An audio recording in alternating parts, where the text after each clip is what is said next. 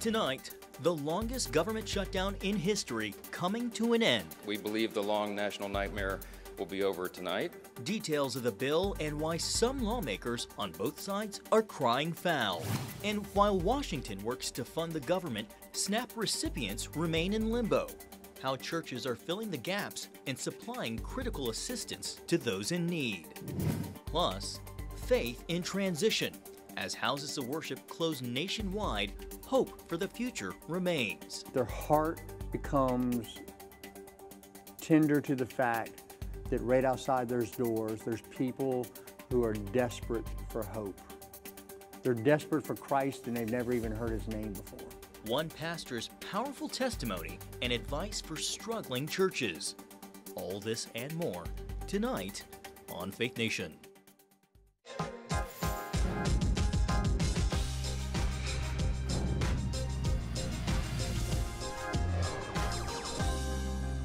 The end is in sight for the record-breaking government shutdown. Good evening from our Washington News Bureau. I'm John Jessup. Well, House lawmakers are back on Capitol Hill tonight working to reopen the government after 43 days of gridlock. It's a welcome sight for tens of millions of Americans who've gone weeks without pay, food assistance, or critical services that they depend on. Here with the latest on all things about the shutdown in Washington, D.C., Capitol Hill correspondent Michelle London and senior White House correspondent Kelly Wright. Welcome to both of you. So, Michelle, to you first. The longest government shutdown in American history looks like it's coming to an end. At the time of this taping, the U.S. House returned moments ago and lawmakers are expected to vote shortly. What can you tell us about the funding efforts and what's included in the bill? Well, John, first I'll share a bit of the timeline on what's expected today on the House floor. At the time of this taping, lawmakers are set to hold a vote to adopt a special rule on this temporary spending bill, followed by an hour-long debate before they vote on its final passage. But certain reports from several sources are saying Democrats are planning to cast a procedural vote on that rule as an opportunity to extend Affordable Care Act subsidies. Republicans are expected to block that, though, with no plans to delay a final vote. Now, the stopgap bill would provide temporary funding through January 30th, meaning work would almost start immediately to avoid another shutdown in just 2 months' time. As for whether both sides are happy with the outcome, well, it would be yes and no. Some lawmakers are voicing concerns with a provision that was included in this spending bill. Part of it requires the senators be notified if their private data has been disclosed. If they aren't and they successfully sue, the language states that the courts would be required to award, quote, the amount of actual damages or higher, which could be up to $500,000. Now, the language would benefit at least 8 GOP senators who recently had their phone records accessed as part of an investigation into former special counsel Jack Smith's probe after the January 6th attack on the U.S. Capitol. And of course, many Democrats are now looking to mid-December when they'll be able to further negotiate extending those affordable health care subsidies. Just because funding starts back up doesn't mean that the government is back on as easy as flipping a switch. How quickly will things like SNAP benefits and air travel return to normal? Well, I'd say one day at a time, one step at a time, John. Until a deal is officially signed by the president, airlines must continue to follow the Federal Aviation Administration's emergency order to reduce flight capacity at 40 major U.S. airports by up to 10%. Come this weekend. The order calls for airlines to cancel flights 7 days before they're scheduled to fly. Then once they're canceled and passengers are informed, it may be a little difficult to get these flights reinstated. As for air traffic controller shortages, even when the government officially reopens, the number of controllers showing up to work might not immediately bounce back, John. That's according to Kit Darby. He's a pilot and aviation consultant. He recently predicted airlines to take a week or two at least to snap back. Now, regarding SNAP, time will only tell when they'll return to normal. John. To expect a lag indeed. Kelly, I'd like to bring you into the conversation. So the president is expected to sign the bill and get the government up and running once it hits his desk, even as new polling shows from the Associated Press that a growing number of Republicans are dissatisfied with the way the president managed the government. How is the White House framing all of this as it comes to a close? Well, John, good evening to you. I'll tell you this, that the president is still blaming the Democrats for this government shutdown. White House Press Secretary Caroline Leavitt saying the U.S. economy has lost billions and billions of dollars in economic activity. and it has hurt government workers, consumers, and people who depend on SNAP benefits for money to get their food. The president is looking forward, as you said, to signing the same continuing resolution, by the way, that the Democrats and Republicans had agreed to before all of this began. He'll sign that same agreement tonight with some caveats added to it to get the government reopened, and that's what he's looking forward to doing. Kelly, I want to ask you about something else that's happening in Washington. House Democrats released new emails from convicted sex offender Jeffrey Epstein that seem to indicate the president spent time with at least one of Epstein's victims. Obviously, the White House is pushing back. Tell us more about that. Yeah, the White House is pushing back on that, stating that those emails that were revealed by the Democrats this morning prove absolutely nothing other than the fact that the president did nothing wrong. Thank you. She told reporters that President Trump knew Jeffrey Epstein for many years, but eventually threw him out of Mar-a-Lago because he viewed Jeffrey Epstein as being a creep and a pedophile.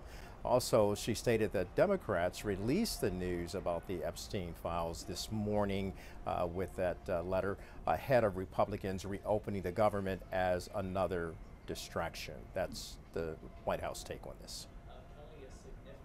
Today from FBI Director Kash Patel, when it comes to China and stopping the flow of fentanyl into the United States, what are we learning this evening? Yeah, it was interesting because when the briefing opened, Kash Patel, the FBI director, was brought out by Caroline Leavitt, and she introduced him, brought him to the podium, and he stated that he was providing a very positive announcement in the administration's effort to stop the scourge of fentanyl that has killed hundreds of thousands of Americans. Director Patel went on to announce his trip to China, meeting with his Chinese counterpart, and that it was meant to, quote, crush the plague of fentanyl. And he then told reporters, John, that China has agreed, this is very important, to a framework of an agreement to stop the flow of fentanyl precursors, which are the materials used, the ingredients to make fentanyl, and then distributed to Mexico and other places throughout South America. Now, Patel said, with this action, the U.S. can stop drug cartels' ability to manufacture fentanyl and get it into the United States. Patel says, he was telling reporters, quote, essentially what has happened here is that President Trump has shut off the pipeline that creates fentanyl. Kelly, I want to ask you, a lot of the president's attention over the past couple of months while the government has been shut down has been focused on international affairs, whether it's the peace deal in the Middle East or other hotspots around the world. I wonder, from your perspective covering the White House, what do you think will be his next domestic priority after the off-year election cycle where affordability just seemed to reign as the theme? Well, look, a lot of that was addressed today, as a matter of fact, John. It has to get back to the question of what he ran on, and that is making the economy work in America and discussing affordability. Just recently in the Oval Office, he talked about affordability, saying the Republicans aren't talking enough about the affordability that his Trump administration has been able to create since he's been in office. And he wants to continue to push forward with that. So we will likely see that going into next year, according to the Secretary of Treasury, Scott Bessent, who's also the IRS commissioner, he has even stated that the president has created a plan that will bring a lot of money into the pockets of people working in America.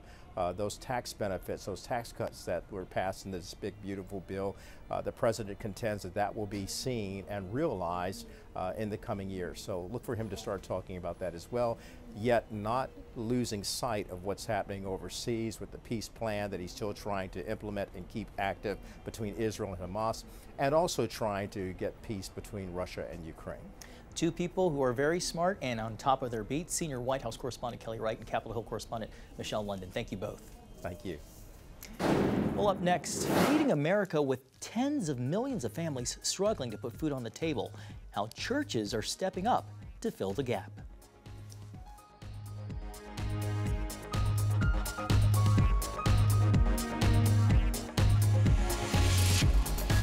Welcome back. Even when the government officially reopens for business, the struggle will be far from over for millions of Americans.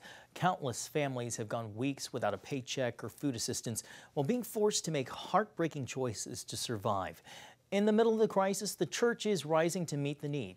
congregations across the country aren't waiting on Washington. They're stepping in to serve and show the love of Christ. Well, joining us now is Pastor Mark Evans, founder and senior pastor of the church at Rock Creek in Little Rock, Arkansas. His church is operating a food bank that's meeting both physical and spiritual needs during this difficult time. Pastor Evans, thank you so much for making time for us.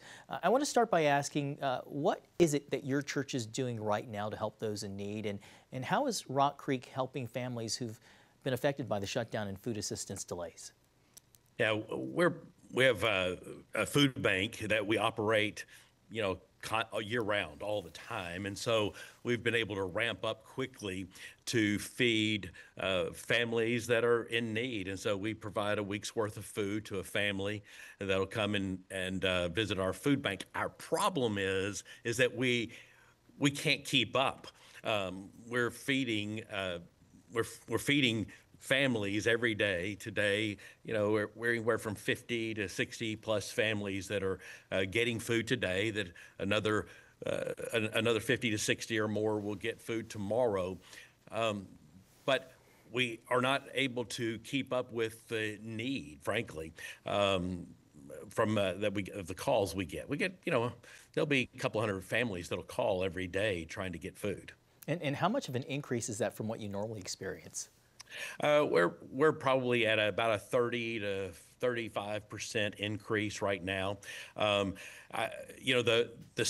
SNAP benefit has hit, and so we're seeing the number increase significantly.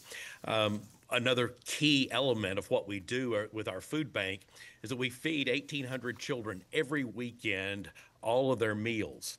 So that is crucial to keep that going, the 1,800 children that we feed every weekend, because that is a key way that we're able to get food into homes for families, kids that don't eat otherwise. Can I ask you a little bit more about that program, the 1,800 children?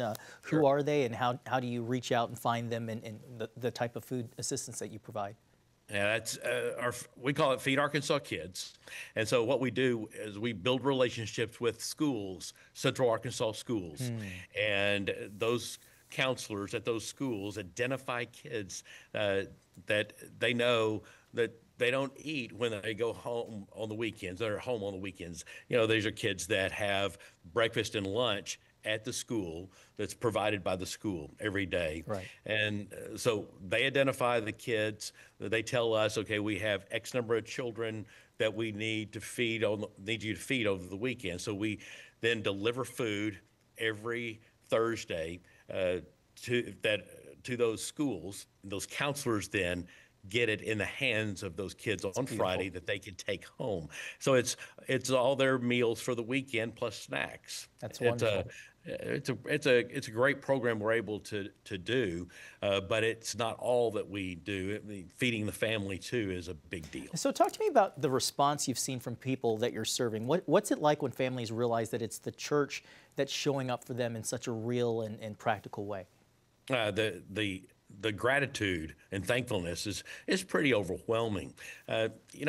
We understand that food is not an end in itself. It's a means to an end. We also want to minister to them spiritually. So every family that comes to pick food up for the week, we are able to pray with them, talk with them. We have volunteers that talk with them about their spiritual needs, pray about what's going on in their life. And you can imagine somebody who's here getting food because of what's going on right now in their life that they're not used to. That's a huge impact to their life. You didn't wait for Washington to act, so why is it so important for believers to lead in a way like you are in helping people in times like this? And then secondly, when people may feel overwhelmed about what to do, what would you encourage them as far as what to do to take action in the neighborhoods where they live? Well, it is really our a church's responsibility, the Christian's responsibility, especially the church, to meet needs and not rely on the government. Always remind our people that a political party is not going to change the world.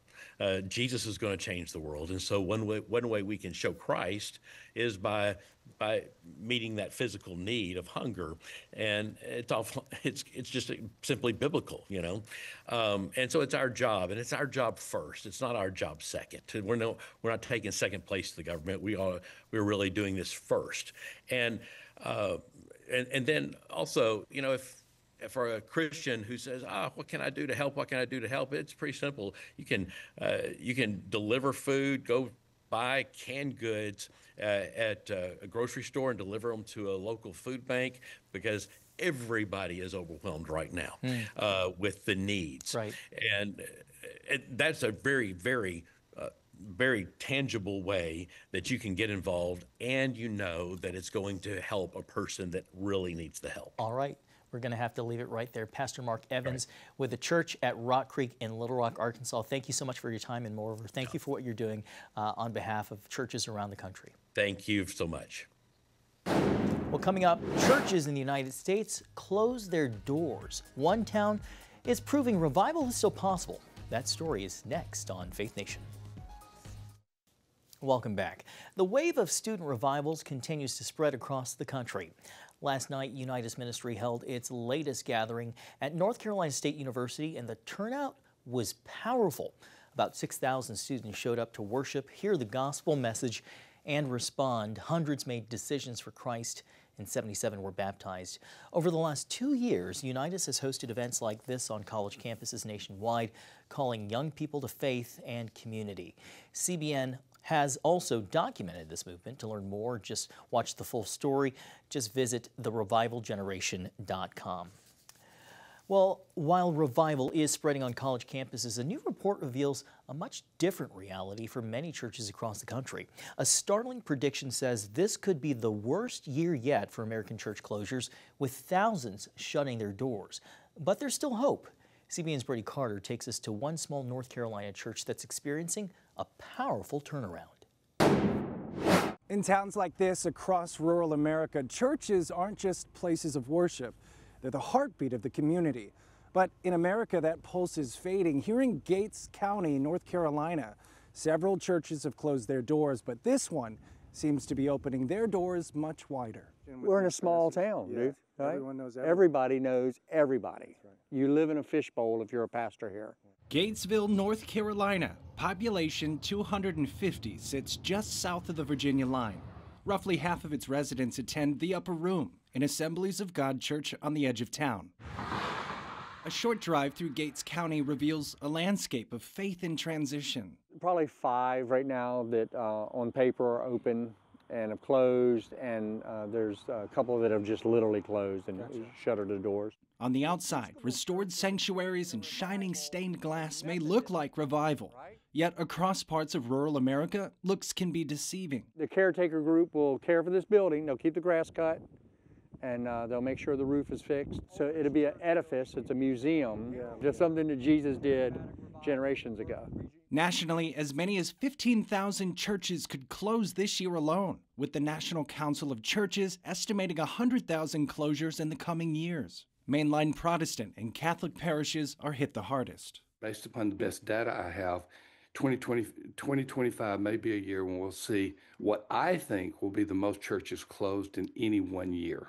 Tom Rayner, CEO of Church Answers, has helped churches on the brink for nearly 40 years. We at Church Answers cannot keep up with the number of consultation requests for revitalization.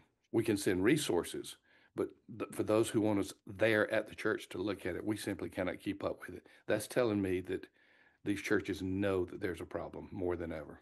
Rayner, an early leader in church revitalization, created the Hope Initiative, a model used across denominations to restore struggling congregations.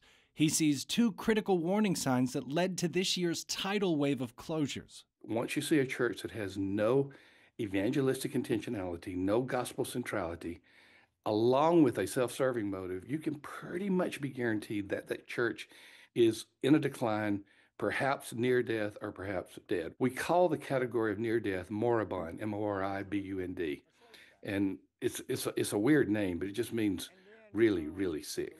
Inside the upper room, though, it's a different story, and the pastor's own journey serves as a testament to the renewal. Think about this, Brody. I met Jesus in prison. So everything we call the church, I had never seen before, right? My church was in a cell block with 4 or 5 other believers and the Word of God. In the late 90s, before Christ entered his life, Eric Earhart spent 4 years behind bars for drug distribution. That's where he says God gave him a vision to open a church. So we ended up launching this church. I'm the founding pastor. We're 3 miles from the prison camp that I was released from. As a church that's undergone the Acts 2 journey, an Assemblies of God revitalization model, Pastor Earhart is a prime example of what a church can do if they lean into where God is leading them. Revitalization is predicated on lowering the barriers to entrance, that their heart becomes tender to the fact that right outside those doors, there's people who are desperate for hope. They're desperate for Christ and they've never even heard his name before. While thousands of America's churches are closing, Pastor Earhart believes that by lowering barriers and reaching beyond his walls, faith can still transform a community, even in a town of just 250. Reporting in Gates County, North Carolina, Brody Carter, CBN News. Thank you, Brody. Coming up, a foster dog with a unique ability finds its forever home. Next on Faith Nation.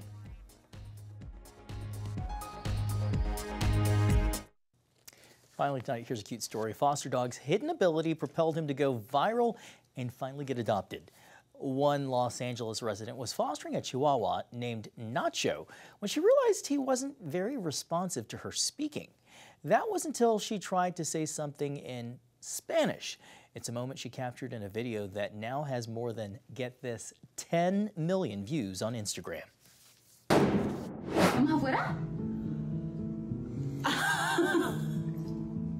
¿Quieres comer? ¿Quieres comer? He's crying. Vamos afuera. Vamos afuera. Vamos. Wow, look at his ears go. That discovery led to Nacho's adoption by a couple near Seattle who drove 3 hours to pick up their new Spanish-speaking pup. Now Nacho, who was renamed Rogelio Montoya, is getting plenty of love in his native tongue. Who says dogs can't understand? Wow. Well, good for him. That's going to do it for tonight's edition of Faith Nation. Thank you so much for joining us as always. We hope to see you right back here again tomorrow.